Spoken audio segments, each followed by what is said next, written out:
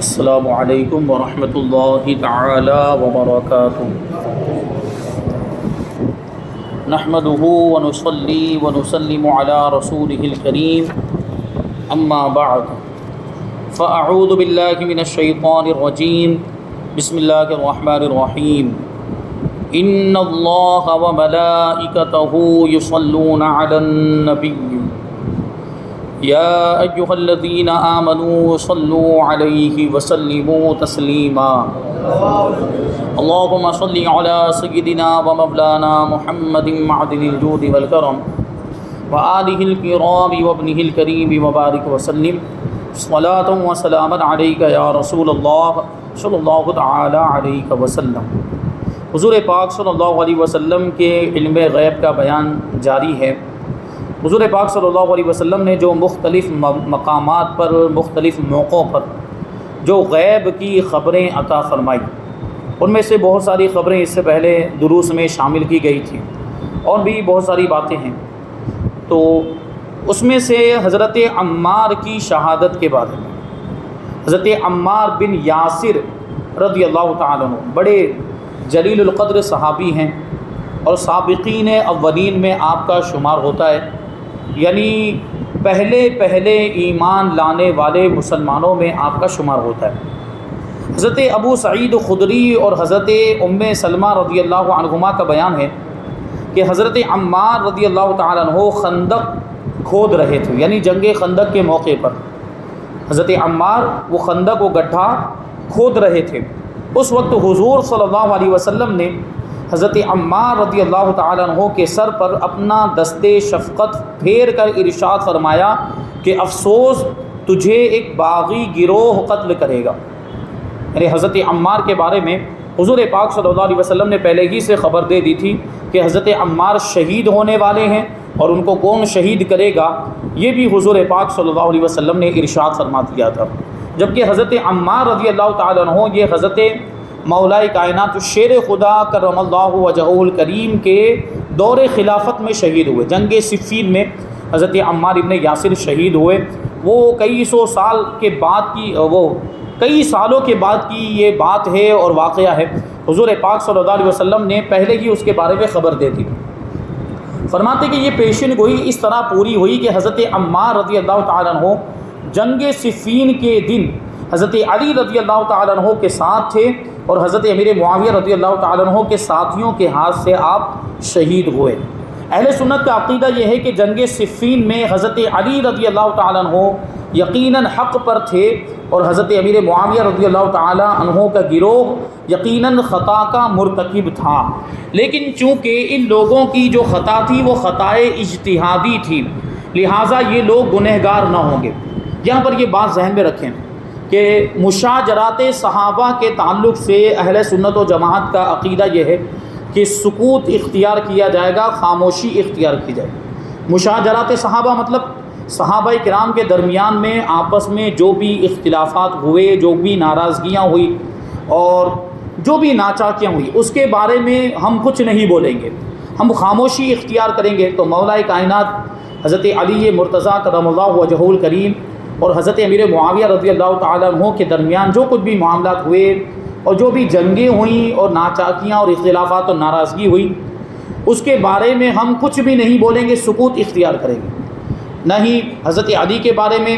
ان کو برا بھلا کہنا جائز ہے، اور نہ ہی حضرت امیر معاویہ کے بارے میں برا بھلا کہنا جائز ہے۔ یعنی تمام صحابہ کرام کا ادب و احترام کرنا ہمارے لیے لازم اور ضروری ہے۔ یہی اہل سنت و جماعت کا عقیدہ ہے۔ تو حضرت امیر معاویہ رضی اللہ تعالیٰ عنہ اور ان کے ساتھ بھی دوسرے بڑے صحابہ کرام بھی ان کے ساتھ شریک تھے اس جنگ کے اندر، تو ان کو ان کی شان میں ہرگز گستاخی نہیں کی جا سکتی اور ان کی شان میں ہرگز بے ادبی کرنے کی اجازت نہیں، کیونکہ ان سے جو خطا ہوئی ہے وہ خطائے اجتہادی۔ یقیناً حضرت امیر معاویہ اور حضرت علی کے درمیان جو بھی معاملات ہوئے اس میں حضرت علی حق پر تھے، اور حضرت امیر معاویہ سے اور آپ کے ساتھیوں سے خطائے اجتہادی ہوئی۔ اور خطائے اجتہادی کا مطلب اس سے پہلے میں بیان کر چکا کہ مجتہد یعنی وہ شخص جو درجہ اجتہاد پر فائز ہو، یعنی وہ علم ویسا رکھتا ہو کہ وہ معاملات کے اندر درپیش مسائل کے اندر غور و فکر کر کے کسی نتیجے پر پہنچ سکتا ہو، اس کو مجتہد کہا جاتا ہے، اس کے پاس اتنی صلاحیت ہو کہ وہ غور و فکر کر کے وہ کوئی بھی جو سامنے مسئلہ آیا ہے اس مسئلے کا وہ حل نکال سکتا ہو۔ تو ان لوگوں سے یہ خطا ہوئی، لیکن یہ خطا اجتہادی تھی، یعنی حضرت امیر معاویہ نے اپنے اعتبار سے غور و فکر کیا اور آپ کے ساتھیوں نے بھی اپنے اعتبار سے غور و فکر کیا اور اس نتیجے پر پہنچے کہ مولا کائنات حضرت علی رضی اللہ تعالیٰ عنہ صحیح نہیں ہیں۔ حضرت عثمان غنی رضی اللہ تعالیٰ عنہ کی شہادت کا یہ معاملہ تھا۔ حضرت عثمان غنی رضی اللہ تعالیٰ عنہ کو جب بلوائیوں نے شہید کر دیا تو حضرت امیر معاویہ اس وقت ملک شام میں تھے، ان کو ملک شام کا گورنر بنایا گیا تھا۔ حضرت عثمان غنی کے دور ہی سے حضرت امیر معاویہ یہ ملک شام کے گورنر تھے۔ تو حضرت امیر معاویہ رضی اللہ تعالیٰ عنہ کا سب سے پہلا اعتراض یہ تھا مولا کائنات کے تعلق سے کہ حضرت علی جیسا شجاع اور بہادر شخص مدینہ منورہ میں موجود اور ان کے موجود رہتے ہوئے حضرت عثمان غنی کو شہید کیسے کر دیا گیا؟ سب سے پہلا تو یہ سوال تھا۔ پھر جب شہید ہو گئے تو حضرت مولا کائنات علی کے مرتضی رضی اللہ تعالیٰ عنہ کو قصاص لینا چاہیے تھا، یعنی ان کے خون کا بدلہ لینا چاہیے تھا، اور حضرت علی رضی اللہ تعالیٰ عنہ نے اس میں تاخیر کی، یعنی ان کی حضرت مولا کائنات کی بھی کچھ مجبوریاں اور ان کے سامنے بھی مسائل تھے کہ اس وقت بدلہ نہیں لیا جا سکتا تھا، کیونکہ ابھی حضرت عثمان غنی شہید ہوئے اور حضرت مولا کائنات ابھی خلیفہ بنے، تو خلافت کی ساری ذمہ داریاں ایک ساتھ میں آ گئی، تو خلافت کے جو بھی معاملات اور حضرت عثمان غنی رضی اللہ تعالیٰ عنہ کی شہادت یہ جب ہوئی تو بہت ہنگامہ ہو گیا اور اس کی وجہ سے بہت سی افراتفری بھی ہو گئی تھی۔ اس لیے حضرت مولا کائنات ان ساری چیزوں کو ابھی ان کے انتظام میں لگے ہوئے تھے اور یہ جو بھی افراتفری اس کو ختم کرنے میں لگے ہوئے تھے، اور ایسا نہیں تھا کہ حضرت علی حضرت عثمان غنی کے خون کا بدلہ نہیں لینا چاہتے تھے، نہیں، حضرت مولا کائنات بھی چاہتے تھے کہ جو بھی قاتلین عثمان ہیں ان کو سزا ملنی چاہیے، لیکن یہ ہے کہ حضرت علی کا یہ موقف تھا کہ تھوڑی اس میں تاخیر کی جائے، ابھی تھوڑا انتظار کیا جائے۔ لیکن حضرت امیر معاویہ کا سب سے پہلا اعتراض تو یہ تھا کہ آپ کے موجود رہتے ہوئے وہ شہید کیسے ہو گئے، اور پھر یہ کہ آپ بدلہ کیوں نہیں لے رہے ہیں، آپ ان کے خون کا بدلہ کیوں نہیں لے رہے ہیں۔ یہ معاملہ آگے بڑھا۔ بہرحال یہ سب باتیں یہ آج تک بیان نہیں کی جاتی تھی، یہ عوام کے سامنے لانے والی باتیں نہیں ہیں، یہ مشاجرات صحابہ 1450 سال سے دیکھیں آپ تو ان ساری باتوں کو بیان نہیں کیا جاتا، لیکن اب کیا ہو رہا ہے، ان ساری باتوں کو ایشو بنایا جا رہا ہے، لوگوں کے سامنے لا کر لوگوں کو گمراہ کرنے کی کوششیں کی جا رہی ہیں۔ معاذ اللہ حضرت امیر معاویہ کو حضرت مولا کائنات کا دشمن بنا کر پیش کیا جا رہا ہے، اور حضرت امیر معاویہ کی شان میں طرح طرح کی گستاخیاں کی جا رہی ہے، جبکہ حضرت امیر معاویہ رضی اللہ تعالیٰ عنہ کا بھی مقام و مرتبہ بہت بلند و بالا ہے، وہ بھی صحابی رسول کاتب وحی ہے، حضور کی بارگاہ میں رہ کر یہ آیتیں نازل ہوتی تھی تو وہ آیتیں لکھنے والوں میں حضرت امیر معاویہ کا بھی شمار ہوتا ہے،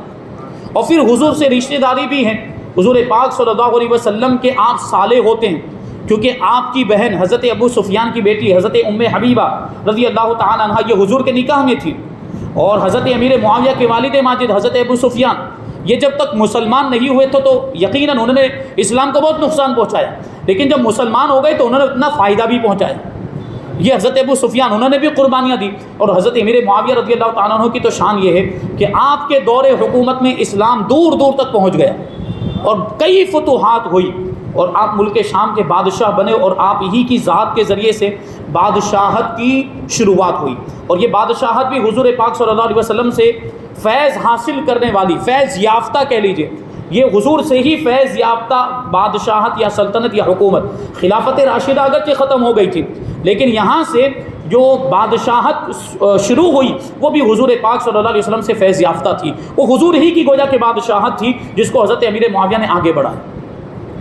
تو حضرت امیر معاویہ رضی اللہ تعالیٰ عنہ صحابی رسول، اور کسی بھی صحابی کی شان میں گستاخی یہ ناقابل برداشت، کیونکہ ہر صحابی رسول جنتی ہے، کیونکہ اللہ تبارک و تعالیٰ نے قرآن مجید کے اندر تمام صحابہ کرام کو جنت کی بشارت دی۔ یقیناً مولا کائنات اور حضرت امیر معاویہ کے مراتب میں بہت فرق ہے،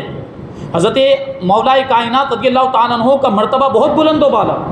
اور حضرت علی کو جو خصوصیات اور جو فضیلتیں حاصل ہیں وہ یقیناً حضرت امیر معاویہ کو حاصل نہیں ہیں، لیکن وہ بھی صحابی ہیں۔ حضرت مولا کائنات کا مرتبہ بہت بلند و بالا۔ دیکھیے یہ جو بھی معاملہ ہوا، ہمارے امام اعلیٰ حضرت رضی اللہ تعالیٰ نے 4 لائن کے اندر اس کا فیصلہ فرما دیا۔ کیا فرماتے ہیں کہ فرق مراتب بے شمار، یعنی مولا کائنات اور حضرت امیر معاویہ رضی اللہ عنہما کے درمیان مرتبوں کا فرق بہت بڑا ہے، فرق مراتب بے شمار اور حق بدست حیدر کرار، یعنی مولا کائنات کے ہاتھ میں حق تھا، یعنی آپ حق پر تھے، لیکن آگے کیا فرماتے؟ مگر معاویہ بھی ہمارے سردار، مگر معاویہ بھی ہمارے سردار، کیونکہ وہ بھی صحابی رسول ہیں اور ہر صحابی رسول ہمارے سروں کے تاج۔ تو فرماتے ہیں مگر معاویہ بھی ہمارے سردار، تان ان پر بھی کار فجار، یعنی ان کی شان میں بھی گستاخی کرنا یہ فاسق و فاجر گنہگاروں کا طریقہ، تو ان کی شان میں بھی گستاخی نہیں کی جا سکتی، کیونکہ اللہ تعالیٰ نے قرآن مجید کے اندر ارشاد فرمایا وَكُلًّا وَعَدَ اللَّهُ الْحُسْنَى، کہ چاہے وہ فتح مکہ سے پہلے ایمان لانے والے صحابہ ہوں یا فتح مکہ کے بعد ایمان لانے والے اور مال خرچ کرنے والے صحابہ ہوں، سب سے اللہ تبارک و تعالیٰ نے جنت کا وعدہ فرمایا۔ اور اگرچہ ان سے یہ خطائے اجتہادی ہوئی ہے، لیکن اللہ تبارک و تعالیٰ نے حضور پاک صلی اللہ علیہ وسلم کی صحبت کی برکت سے ان کی اس خطا کو بھی معاف فرما دیا۔ تو جب اللہ تبارک و تعالیٰ نے معاف فرما دیا تو پھر ہم اور آپ کون ہوتے ہیں؟ آج کل کے لوگ کون ہوتے ہیں جو ایسے عظیم الشان اور جلیل القدر صحابی کی شان میں گستاخیاں کرتے ہیں؟ حضرت امیر معاویہ رضی اللہ تعالیٰ عنہ کے تعلق سے طرح طرح کی باتیں کی جاتی ہیں، اور اتفاق سے ابھی 22 رجب کا موقع حضرت امیر معاویہ رضی اللہ تعالیٰ عنہ کا یوم وصال، تو اس مناسبت سے بھی باتیں ہوتی ہیں، اور اس موقع پر خاص طور پر یہ لوگ اپنے بلوں میں سے باہر نکلتے ہیں اور معاذ اللہ حضرت امیر معاویہ رضی اللہ تعالیٰ عنہ کی شان میں گستاخیاں کرتے ہیں۔ تو ایک بات میں آپ حضرات کے سامنے یہاں پر عرض کر دوں کہ ہمارے لیے حضرات حسنین کریمین رضی اللہ عنہما کا طریقہ یہ دلیل ہے، یعنی امام حسن اور امام حسین رضی اللہ عنہما۔ تو دیکھیں آپ، حضرت امام حسن مجتبیٰ رضی اللہ تعالیٰ عنہ نے حضرت امیر معاویہ سے صلح فرما لی تھی، یعنی حضرت امیر معاویہ کے حق میں خلافت سے دستبردار ہو گئے تھے حضرت امام حسن مجتبیٰ رضی اللہ تعالیٰ، کیونکہ یہ سب غلط فہمی کی وجہ سے ہو رہا تھا۔ تو حضرت امام حسن مجتبیٰ نے اس غلط فہمی کو دور کر دیا اور آپ نے خلافت حضرت امیر معاویہ کو سونپ دی، یعنی صلح فرما لی۔ تو اب انہوں نے جب صلح کر لی، حضرت امام حسن مجتبیٰ نے جو مولا کائنات کے صاحبزادے اور خاندان اہل بیت کے چشم و چراغ ہیں، جب انہوں نے صلح کر لی تو ہم کون ہوتے ہیں کلام کرنے والے؟ پھر ہم کون ہوتے ہیں ان کے بارے میں گفتگو کرنے والے یا ان کو برا بھلا کہنے والے؟ اور دوسری طرف یزید کا معاملہ ہے، یقیناً یزید حضرت امیر معاویہ کا بیٹا، لیکن بڑا ہی ناخلف بیٹا، بڑا نالائق، فاسق و فاجر، زانی، شرابی، اور یہی اسی کے اشارے پر اہل بیت نبوت کے خاندان کو، ان کے قافلے کو قتل کیا گیا، حضرت امام حسین امام علی مقام رضی اللہ تعالیٰ عنہ کو شہید کیا گیا۔ یزید بڑا بدبخت ہے۔ تو یزید کے تعلق سے ہم کوئی بھی نرم گوشہ نہیں رکھتے، ہم ہرگز اس کے تعلق سے کسی بھی نرم برتاؤ کرنے یا نرم گفتگو کرنے یا اس کی طرفداری کرنے کے ہم ہرگز قائل نہیں ہیں۔ کیوں؟ کیونکہ امام حسین رضی اللہ تعالیٰ عنہ نے اس کے ہاتھ پر ہاتھ نہیں دیا، اس کی بیعت نہیں کی۔ تو ہمارے لیے اب یہ دونوں جو شہزادے اہل بیت نبوت کے شہزادے، ان کا عمل ہمارے لیے دلیل۔ تو ہم یوں کہیں گے کہ جن سے امام حسن مجتبیٰ نے صلح کی، یعنی حضرت امیر معاویہ، ان سے ہماری کوئی جنگ نہیں، اور جس یزید سے امام علی مقام امام حسین نے جنگ کی، اس یزید سے ہماری کوئی صلح نہیں، وہ ہرگز قابل تعریف نہیں ہے، وہ لاکھ برائی اور مذمت کے لائق ہے اور قابل مذمت ہے۔ تو یہ ہمارے لیے معیار ہے۔ امام حسن مجتبیٰ رضی اللہ تعالیٰ عنہ جب ان کے حق میں خلافت سے دستبردار ہو گئے تو پھر بات ہی ختم ہو گئی۔ اور یہی بات ہے، آپ دیکھیں گے آپ، یہ شیعہ لوگ پنجتن کرتے رہتے ہیں، پنجتن پاک، پنجتن پاک، اور پنجتن کا مطلب کیا ہوتا ہے؟ حضور پاک صلی اللہ علیہ وسلم اور بی بی فاطمہ، حضرت علی، حضرت امام حسن اور حضرت امام حسین، ان کو پنجتن پاک کہا جاتا ہے۔ پنجتن یعنی پاک، مبارک بدن، پاکیزہ بدن، پاکیزہ تن، تو ان کو جو ہے کہ پنجتن پاک کہا جاتا ہے۔ تو پنجتن پاک میں تو امام حسن بھی شامل ہیں کہ نہیں شامل؟ لیکن آپ دیکھیں گے کہ شیعہ لوگ امام حسن مجتبیٰ کا اتنا تذکرہ کرتے ہی نہیں جتنا امام حسین کا کرتے ہیں یا حضرت علی کا کرتے ہیں۔ آپ کو کبھی نہیں ملے گا، یا ملے گا تو بہت کم ملے گا، کہ امام حسن کا تذکرہ کر رہے ہوں یا امام حسن کی تعریف۔ کیوں؟ کیونکہ امام حسن نے حضرت امیر معاویہ سے صلح کر لی تھی، وہ ان کو چبھتا ہے، وہ ان کو گوارا نہیں ہے۔ تو کیا یہ پنجتن پاک میں شامل نہیں؟ تم تو پنجتن پاک کے نعرے لگا رہے ہو اور امام حسن کی تعریف کیوں نہیں کرتے؟ اندر سے پوشیدہ طور پر، خفیہ طور پر، معاذ اللہ، یہ کہیں نہ کہیں امام حسن مجتبیٰ سے بھی دشمنی رکھتے ہیں۔ کہ انہوں نے صلح کیوں کی تھی، اسی وجہ سے تو ذکر نہیں کرتے، ورنہ جتنا امام حسین کا ذکر ہو رہا ہے اتنا امام حسن کا بھی ہونا چاہیے کہ نہیں ہونا چاہیے؟ یہ نہیں کر رہے ہیں، یعنی دال میں کچھ کالا ہے، دل میں ان کے کچھ کھوٹ ہے، اور ان کا تو پورا مذہب ہی باطل۔ یہ شیعہ لوگ اور معاذ اللہ یہ آج کل جو ہماری بھولی عوام یہ ان کے بہکاوے میں آتی جا رہی ہے، اور خاص طور پر وہ سادات کرام جو علماء سے دور ہیں وہ ان کے بہکاوے میں آتے چلے جا رہے ہیں۔ کیا ہوتا ہے، وہ ان کے پاس ایک دھندا ہے، ان کے پاس ایک جال ہے، اہل بیت کی محبت۔ آئیے اہل بیت سے محبت کرنے والوں کے ساتھ جڑ جائیے۔ اب وہ سادات کرام کہ وہ سید ہوتے ہیں پہلے سے آل رسول، تو یہ ان کے بہکاوے میں آ جاتے ہیں، یہ تو اہل بیت کے ماننے والے، یہ اہل بیت کے چاہنے والے، اہل بیت سے محبت کرنے ان کے ساتھ ہو جاتے، تو یہ ان کا جال، یہیں سے شروعات کرتے، پھر بعد میں وہ غلط عقائد ان کے دلوں میں ڈال دیتے ہیں۔ تو اس طرح کے معاملات ہوتے ہیں، تو اہل بیت کی محبت کا وہ جھانسا دیتے ہیں اور اس میں لوگوں کو پھنسانے کی کوشش کرتے ہیں۔ تو اس کا سیدھا جواب یہ ہے کہ ہم بھی تو اہل بیت سے محبت کرتے ہیں، ہم بھی اہل بیت سے محبت کرتے ہیں۔ اہل سنت و جماعت کا یہ عقیدہ ہے کہ صحابہ کرام بھی ہمارے سروں کے تاج اور اہل بیت اطہار بھی ہمارے سروں کے تاج۔ ہم صحابہ سے بھی محبت کرتے ہیں، ہم اہل بیت اطہار سے بھی محبت کرتے ہیں، اور اہل بیت اطہار سے تو ہم ویسی محبت کرتے ہیں جیسی محبت کرنی چاہیے۔ ان کے تو معاملات یہ ہے کہ غلو میں اتنے آگے بڑھ جاتے ہیں کہ معاذ اللہ حضرت علی رضی اللہ تعالیٰ عنہ کے تعلق سے ابھی آپ ان کے عقائد دیکھیں، ان کی کتابوں کے اندر کیا کیا لکھا ہوا ہے، اور ان کے ذاکرین، ان کے جو مقررین ابھی جو بیان کرتے ہیں، یوٹیوب پر بھی آپ کو مل جائے گا۔ یہ بات میں نے پہلے بھی بیان کی تھی کہ ایک ذاکر تو یہاں تک کہتا ہے حضرت علی کے بارے میں، دیکھیں کتنا بڑھایا یہ ایسی محبت بھی کس کام کی، اس نے حضرت علی کو کتنا بڑھایا ہے۔ وہ کیا کہتا ہے کہ ہم اور آپ اس قابل ہی نہیں، ہمارے اندر یہ اتنی لیاقت ہی نہیں، ہمارے اندر یہ طاقت ہی نہیں کہ ہم رب کی عبادت کر سکیں، یعنی ہم اللہ تک پہنچ ہی نہیں سکتے، معاذ اللہ ہمیں علی کی عبادت کرنی چاہیے۔ علی کو خدا بنا دیا، شرک ہوا کہ نہیں ہوا؟ تو اس طرح کے معاملات حضور نے خود ارشاد فرمایا تھا، علی تمہاری محبت میں ایک گروہ گمراہ ہو جائے گا تو تمہاری نفرت میں ایک گروہ گمراہ ہو جائے گا، تمہاری دشمنی میں۔ تو یہی ہو رہا ہے، دشمنی میں خارجی گمراہ ہو گئے اور محبت میں شیعہ گمراہ ہو گئے۔ ایسے ایسے عقیدے، کفری عقیدے بھی ان کے، اور یہ تفضیل سے ان کی شروعات ہوتی۔ سب سے پہلے یہ حضرت علی کو افضل بتائیں گے، یہاں سے ان کی شروعات ہوتی۔ جبکہ اہل سنت و جماعت کا عقیدہ کیا ہے کہ انبیاء اور مرسلین کے بعد سارے عالم میں سب سے افضل سیدنا صدیق اکبر رضی اللہ عنہ، اور پھر ان کے بعد فاروق اعظم، ان کے بعد عثمان غنی، اور چوتھے نمبر پر درجہ آتا ہے حضرت مولا کائنات علی مرتضیٰ رضی اللہ عنہ۔ یہی خلافت کی بھی ترتیب ہے اور یہی افضلیت کی بھی ترتیب ہے کہ سب سے افضل خلیفہ حضرت ابو بکر ہیں، پھر فاروق اعظم، پھر عثمان غنی، پھر حضرت مولا کائنات۔ سب سے پہلے یہاں سے گھستے ہیں وہ لوگ، اور سب سے پہلے مولا کائنات کو افضل بتاتے ہیں۔ تو اس چکر میں یہ سادات کرام بھی آ جاتے ہیں بڑے ادب کے ساتھ، خاص طور پر یہ سادات کرام اس چکر میں بھی آ جاتے ہیں، جبکہ 1450 سال سے اہل سنت و جماعت کا یہی عقیدہ کہ سیدنا صدیق اکبر افضل ہیں، پھر فاروق اعظم، پھر عثمان غنی، اور پھر مولا کائنات۔ جو خلافت کی ترتیب ہے وہی افضلیت کی ترتیب، یہی 1450 سال سے بزرگان دین کا بھی عقیدہ، یہ نیا عقیدہ لے کر آئے، اور یہ گمراہ کرنے والا عقیدہ، یہ جو بار بار جو کہا جاتا ہے علی کا پہلا نمبر، دمادم مست قلندر علی دا پہلا نمبر، یہ گمراہی والا جملہ ہے۔ یہ قوالی کے اندر پڑھا جاتا ہے، قوالی کے اندر لوگ سنتے بھی ہو، توجہ نہیں دیتے کہ یہ کیا ہو رہا ہے۔ علی کا پہلا نمبر نہیں، علی کا چوتھا نمبر۔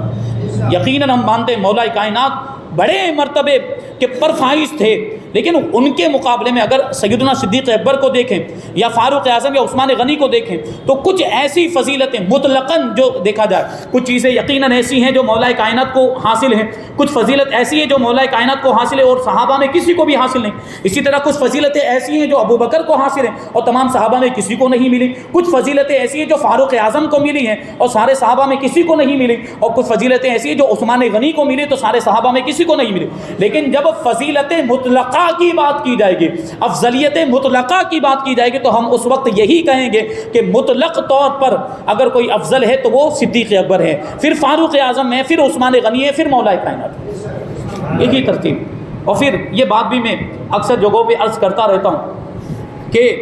حضرت علی رضی اللہ تعالیٰ عنہ جب سیدنا صدیق اکبر کو خلیفہ بنایا گیا، جب فاروق اعظم کو خلیفہ بنایا گیا، یا جب عثمان غنی کو خلیفہ بنایا گیا، جب حضرت علی موجود تھے کہ نہیں تھے؟ حضرت علی موجود، اور تاریخ گواہ ہے، کتابوں کے اندر لکھا ہوا ہے کہ حضرت علی نے ان کے ہاتھ پر بیعت بھی کی، صدیق اکبر کو خلیفہ مانا، فاروق اعظم کو مولا کائنات نے خلیفہ مانا اور عثمان غنی کو بھی خلیفہ مانا. جب حضرت علی ان کو خلیفہ مان رہے تو تمہارے پیٹ میں کیوں درد ہو رہا ہے؟ حضرت علی نے جب تینوں کو خلیفہ مانا، اس کا مطلب کیا تھا کہ ان کو حق پر سمجھتے تھے، خلیفہ بننے کے لائق سمجھتے تھے، اپنے سے افضل سمجھتے تھے، اسی لیے تو ان کی خلافت کو تسلیم کیا مولا کائنات نے. اگر وہ حق پر نہ ہوتے تو مولا کائنات کو کیا کرنا چاہیے تھا؟ ان کو خلیفہ تسلیم نہیں کرنا چاہیے تھا، یا ان کے ہاتھ پر بیعت نہیں کرنی چاہیے تھی. مولا کائنات دیکھیں شیر خدا ہیں، اور شجاعت و بہادری کا عالم کیا کسی کو خاطر میں نہیں لاتے. یہ مولا کائنات کی شان، شجاعت و بہادری کی مثال دی جاتی. تو اگر وہ حق پر نہ ہوتے تو جس طریقے سے حضرت امیر معاویہ سے جنگ ہوئی ابو بکر سے بھی ہو سکتی تھی، جس طرح حضرت امیر معاویہ سے جنگ ہوئی فاروق اعظم سے بھی ہو سکتی تھی، عثمان غنی سے بھی. ان سے جنگ کی ہے مولا کائنات نے؟ نہیں کی. حضرت امیر معاویہ اور حضرت علی کے درمیان جو بھی معاملات ہوئے اس میں حق پر حضرت علی تھے اور حضرت امیر معاویہ سے خطا ہو رہی تھی، اس لیے یہاں پر جنگ ہوئی. تو اگر وہاں بھی خطا ہو رہی ہوتی، اگر ابو بکر بھی حق پر نہ ہوتے، وہ بھی اگر خطا پر ہوتے، فاروق اعظم اگر خطا پر ہوتے، یا عثمان غنی اگر خطا پر ہوتے تو ان سے بھی جنگ ہوتی. لیکن وہاں جنگ ہوئی. کوئی نہیں بتا سکتا کہ جنگ ہوئی ہو. اس کا مطلب کیا ہے کہ مولا کائنات نے بھی ان کو خلیفہ تسلیم کیا، اور مولا کائنات نے بھی ان کو اپنے سے افضل تسلیم کیا. جب مولا کائنات نے خود مان لیا، جب شیر خدا نے خود مان لیا ہے، تو تمہارے پیٹ میں کیوں درد ہوتا ہے؟ پھر تمہیں کیوں تکلیف ہوتی ہے؟ یہ آج کل کے آئے ہوئے لوگ اب اعتراض کرتے ہیں، کہاں سے کہاں بات جاتی. بہرحال ابھی اور بھی بہت ساری باتیں ہیں اس تعلق سے،